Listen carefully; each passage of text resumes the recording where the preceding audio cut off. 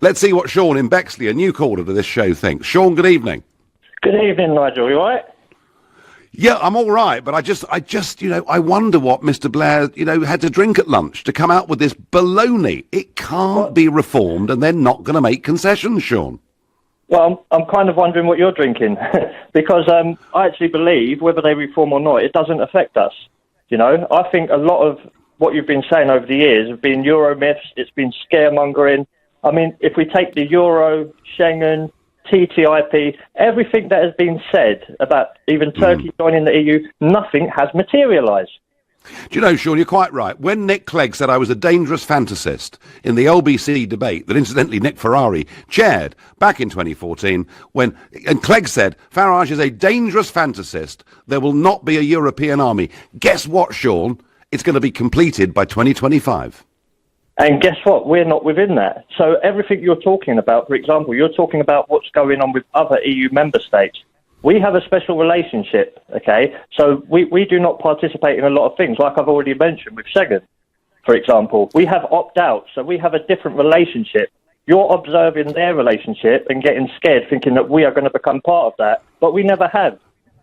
But still, as EU members, they've had primacy of law. It's impossible for us at elections to change any piece of European legislation. We're banned from making our own trade deals across the world. I mean, there's a long list, Sean, of things we're still signed up to. Look, the point is, Blair says if they make reforms, we might change our minds. But you would change your mind in a second referendum, you would vote for us to go back in, would you? Well, absolutely. Well, I think it would be democratic for us to have a vote on the final deal, regardless, with a Remain option there. But, I mean, you mentioned the law. I mean, when you were speaking to Femi last week, you mentioned about habeas corpus. And a Cambridge law professor has completely proved what you said wrong. So they don't. I tell you what, Sean, I don't know who he is, but I'll have a tenner with you that he's a Monet professor. I'll have a tenner with you that his department is funded by the European Commission, because I've seen this again and again and again. And Sean, I know people who in Spain and Greece have been chucked in prisons and left in there for a year without even having charges made against them. There is a fundamental difference between our common law and European law. Okay, there is a section within the European Convention of Human Rights that states that you are presumed innocent until proven guilty by a court of law. Is that incorrect?